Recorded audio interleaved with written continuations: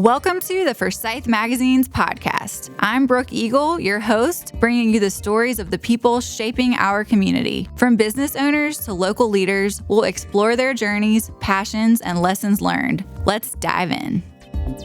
Hey guys, we are back with another podcast episode, and today I have Michelle Speas, the COO of Family Services. Hey Michelle, Hi Brooke, I'm good. How are you? I'm so good. It's good to have you on the podcast Well, thank today. you for having me. Yeah, so Family Services, you guys are incredible. You have such a wide reach.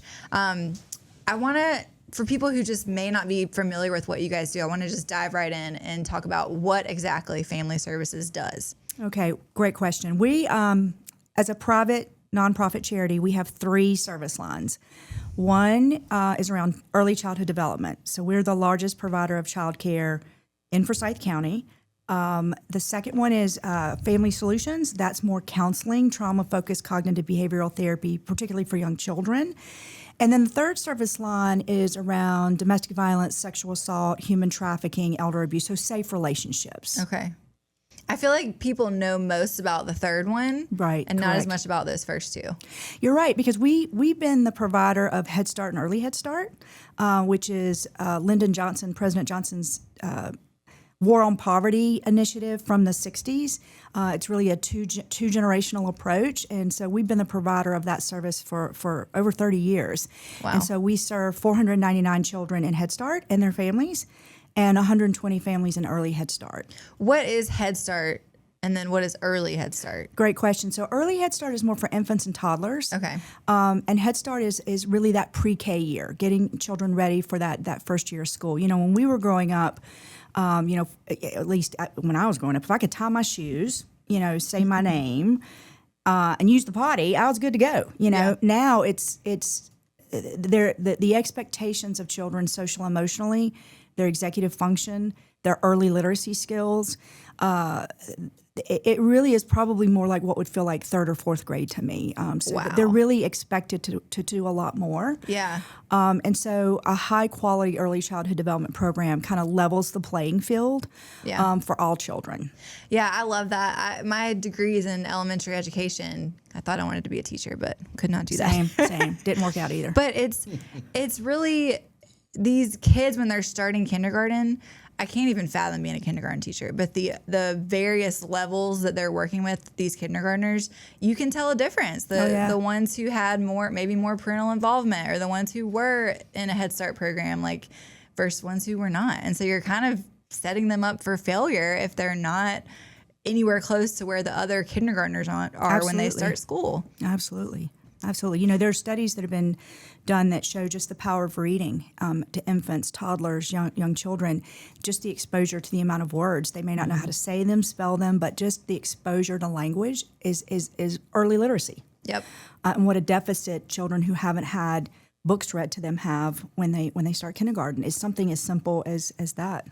It's so true. That's probably the one, if I had to pick one thing that I took from my degree in education, it is the literacy portion and reading to your kids as much as you can and just having books in their life as much as you can. It's just such an underrated, taking them to the library all the time. Like and I loved books as a kid, but I credit that to my parents and grandparents. Absolutely. Because how else would I know to love books, Well, another big skill set that kindergartners when they enter school is their executive function, their social emotional skills. How do they handle conflict? Mm-hmm. So if you and I are on the playground and you take my ball and I throw a fist at you or try to bite you or kick you, that's not an appropriate response to my anger. And so we also see, obviously with our Safe Relationships division and our counseling division, children mimic what they see at home and in society. So helping them understand that throwing hands or biting or those kind of physical outbursts are not appropriate ways to express their emotion, how to use words, and conversely, what skills can, our Head Start and Early Head Start teachers use in the classroom to kind of de-escalate that behavior and teach Sally and Sam, what is an appropriate response. Yeah. Well, that leads me to my next question. I am at the age where a lot of my friends right now have toddlers, and they're, starting to get close to that kindergarten age, but they're toddler life is hard. Yes, very hard. And my friends are fantastic parents, but there's also kids are wild. Yeah, and kids are gonna go through a biting phase. It's not, they don't see their parents biting each other, but what would you tell a parent of a toddler who's like struggling with maybe some behavioral things or some? I definitely think, there's one wonderful parenting resources out there, but if you truly think, and moms and dads know, caregivers know, they have kind of that gut instinct that something isn't developmentally appropriate with my child. Mm-hmm. I would first highly encourage them to speak to their pediatrician. But then they can always reach out to places like Family Services and say, hey, I'd like to, part of what Head Start and Early Head Start does is the screenings.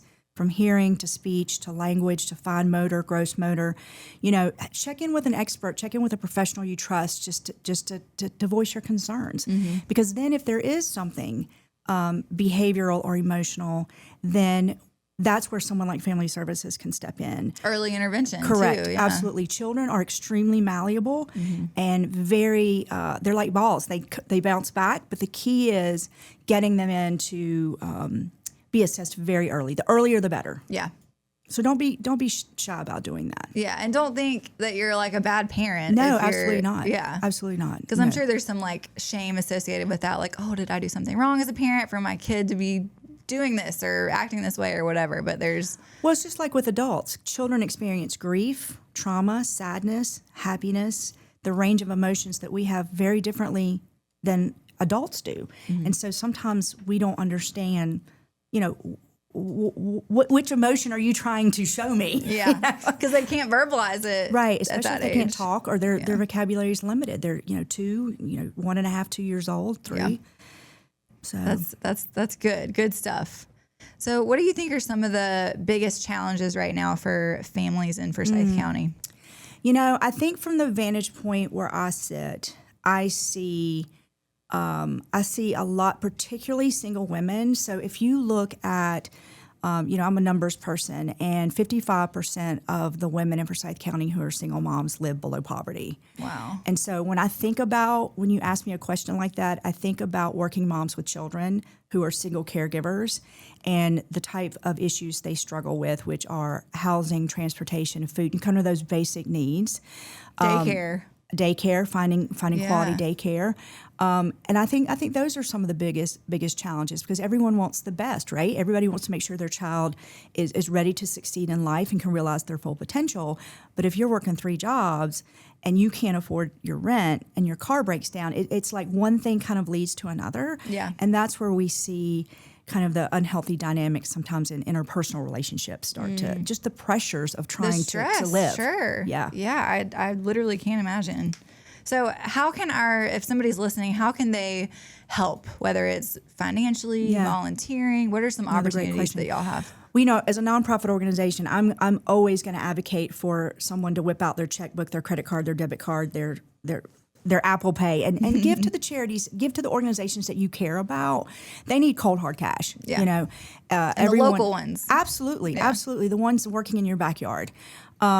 That's first and foremost. And then second of all, check their website to see, do they have a wish list, an Amazon wish list, or other items that they need, depending on what their service lines are. Like for us, that would be diapers or formula, those types of things. And third, if you can, I think time is the most precious asset we have these days, especially since post-COVID. But if you can volunteer your time, we call it time, talent, treasure, do that. Reach out and see. What are some volunteer opportunities that Family Services has? Well, we have, in our early childhood development classrooms, you could come read to a child. You could help a teacher. Kind of almost the same opportunities that are available in the K through 12 system. Mm-hmm. If you come and work at our shelter, it could be preparing a meal for our shelter guests who are there. Could be general landscaping done in a day. It's really, we can really accommodate most requests if you contact us and kind of tell us what you're looking for. Okay. Do you ever accommodate like groups if a Absolutely. group wanted to volunteer together? Absolutely. And we had a church group once. I call it the HGTV Extreme Makeover. No. They wanted a done in a day, a full project, and they wanted something radical. Yeah. So they literally, with our domestic violence shelter, they literally took all the blinds down and replaced them. They re-wallpapered, they painted, they cleaned, they deep cleaned, they brought in, furniture that they were going to give away anyway. And it was like a complete makeover to the lounge and the common areas and the lobby. And they were really proud of that. That's what I think they got as much out of that as everyone else did, because they could see the fruits of their labor. Yeah. I think that's the beauty of volunteering, is the person volunteering really does get as much out of it as the people that you're helping. Absolutely. And it's needed, not just at Family Services, but again, any community-based organization working with families. Yeah. Just give them a call and ask. Well, and I think you're right about the cash thing. People don't like to always hear that because they feel like they want to like give a specific something. But a lot of times, if you're donating, your dollar donation can do, like, you guys can do a lot more with $1 to buy diapers with than I can. Absolutely. And often, donors, call your favorite organization too. Call Family Services, call whomever, kind of really excites you, and see if they have a donor challenge on the table. Those are dollar for dollar matches. That's free money that if you give $1, someone else is willing to give $1 to match what you've just done. And those are very common as well. Yeah. And a great way to maximize, because discretionary income is hard to get rid of. I understand, but see if there's opportunities where you can maximize your gift in that way as well. Yeah. Yeah. I always say, if I am like super wealthy at some point in life, that's when I've really hit it, when I can just donate as much as I want to all these organizations. That would just be so satisfying to me. It is. I work on that end as well with people who have large sums of resources, who really want to make systemic change in our community, and it is somewhat magical. They kind of feel, very significant donors, that they have reached a point in their life which really their duty, their responsibility, whether it's for moral reasons, religious reasons, to give back. And it's very meaningful for them as well. Yeah. That's special. So, Michelle, what got you involved with Family Services? Because you've been with them for quite some time now. I have. As a matter of fact, this month is my 14th. I think my 14th anniversary. Wow. First of all, I never intended. No one intends to stay in a job these days that long. But I went to work at Family Services, and somebody asked me this question the other day, because I really believe in the mission of what we do. We were founded in 1905, before Winston-Salem merged. We're the oldest charity. We started before the field of social work was even invented, and we have morphed and changed over the years and decades based on what the community needs are. And we have a very special niche, physical safety, emotional safety, mental health safety, okay? Childcare. Like, we're very deliberate in what we do. And I went to work there thinking, I'll just hang out for a couple years and do this and that. And now I'm 14 years in, my children are grown, because I see the power, I see the systems level work that we are making, and the change with families who don't really have the resources that you and I have. And so I say that I love my job. I'm very motivated to get up and do it every day, even after 14 years. That's amazing. I know, it's crazy. And it's so important, especially in this kind of work. If you didn't have that passion for it, you would just have no business being there. So it's important. I know. It's crazy to think about. My kids were 2 and 4 when I started working there. Are you from Winston? I am. Okay. I am. I sure I think am. that makes it probably hit more close to home, too. Oh, that yeah. this is your community that you were born and raised in. Well, absolutely. Somebody asked me that the other day, too, and I was like, yep, I was born and raised here. Yeah. Same. Me, too. Yep. I love it. So, Michelle, does Family Services have anything coming up in October that you want to talk about? That's a great question, because October is National Domestic Violence Awareness Month. Purple is the color for that, right? Purple is the color. Okay. So if you see, buildings with purple lights and people wearing purple ribbons even, every cause has a color. But yes, we are on the 30th of October going to hold a public kickoff luncheon at Bridger Field House to commemorate our fundraising mark where we are with building a new shelter for victims of domestic violence. Awesome. The new facility, we plan to break ground in 2026. It will double our current capacity to serve women and children. And we are very, very excited to share that with the community, as well as other commemorative events that will be happening in October, like Day of Unity, which is the first Monday in October. And that recognizes and honors either frontline service police officers and or victims who've lost their life at the hands of a perpetrator. Can we find out about these events on your Absolutely, website? on our I'm website, assuming? yeah, Okay. which is www.familyservicesforsyth.org. All right. And then I know you guys have I'm losing the word, a hotline? Like a crisis line? A Yeah, crisis line, exactly. yes. So as the largest provider of domestic violence, sexual assault, human trafficking, those types of services, we operate a crisis line that operates 24/7. That number, if you, and again, people often ask me, a lot of folks think that domestic violence is when, bones are broken or there's visible bruises on your person. Domestic violence, interpersonal violence, is really about power and control. It can be economic, it can be physical, it can be emotional, it can be mental. So, if you know someone or you're experiencing, and you're just not sure, I would encourage you to call our crisis line, anyone listening, and that number is 336-723-8125. It's a confidential 24 hours, 7 days a week telephone line. And if someone is experiencing a crisis, then we can help them come up with a safety plan to take the next steps. What does that look like? Does that look like, you had Bridges to Hope on? Does that look like filing a protective order? Which is basically a restraining order? Does that look like needing emergency shelter, which is where we come in? Does that look like I need legal aid or I need an attorney? So, that domestic violence crisis line is kind of a first place to start if you're not sure what your next step needs to be. Yeah, I love that. We talked with Bridges to Hope earlier, like you said, and we were talking about, or I use the word ignorant, but how it's a little bit ignorant for people to say, why don't they just leave?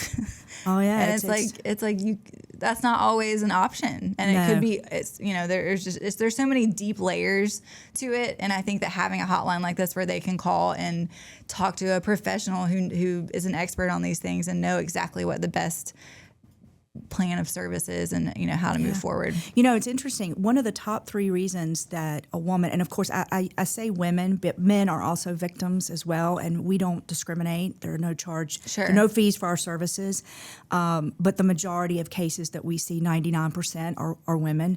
But one of the top 3 reasons she won't leave is she doesn't want to leave Fluffy or Fido behind, the family pet, because often abusers will cause harm to the family pet. So in our new shelter, we had this idea, then we canned this idea, then we brought it up again, and then finally we talk about the power of philanthropy and community good.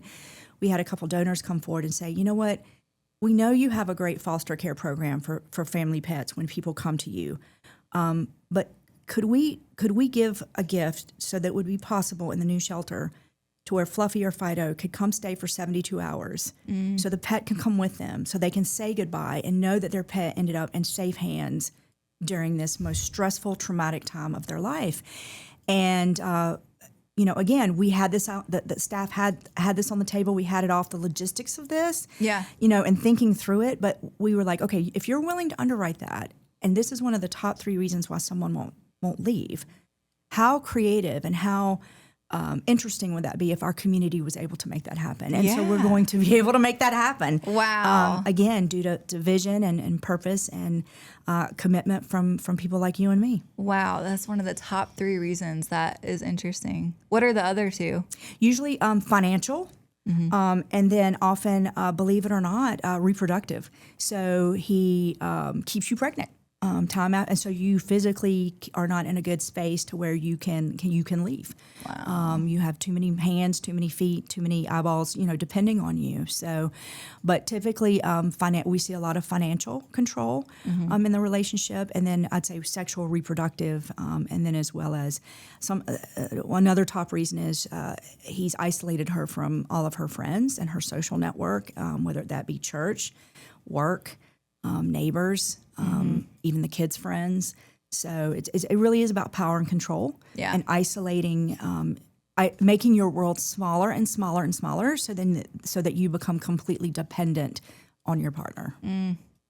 And I think if you know of somebody that's a family member or a friend who you feel like is going through those things, Bridges of Hope mentioned this too, but to be non-judgmental Absolutely. towards that friend, because I think it's probably easy to be a little judgmental, like, well, just leave, like it's a terrible situation, just get out of there. But to be somebody that they feel like they can keep coming to in a non-judgmental Well, the space. national average is seven times that she will think about it before she actually does it, before she actually leaves, before she makes a plan and leaves. So it is a very complex, emotional trauma, and it has many layers to it. So you're spot on.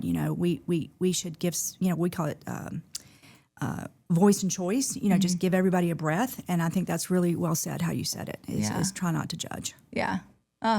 Well, Michelle, this was so informative. Looking forward to the October 30th event for sure. Brooke. And looking forward to just supporting October in general for Domestic Violence Awareness Month. Because the statistics are crazy, and I think it's important that people are aware. 55% of women in Forsyth County have experienced a domestic violence situation. More than half. That is so sad. Oh. Well, thank you, and thank Forsyth Mags for your wonderful support of our work. We really appreciate you too. Yeah, thank you so much. And you can find Family Services in Forsyth Women. They have a monthly column where you can learn all the things, and they have an exciting cover feature coming up too. Yes. Yeah. And as always, you can find Forsyth Mags on Instagram and on Facebook at Forsyth Mags, and you can find us online, forsythwoman.com and forsythfamilymagazine.com. And if you enjoyed this episode, or if you've ever listened to an episode that you've enjoyed, please leave us a rating or a review. It means so much. And that's it. That's a wrap for today. Thanks, guys.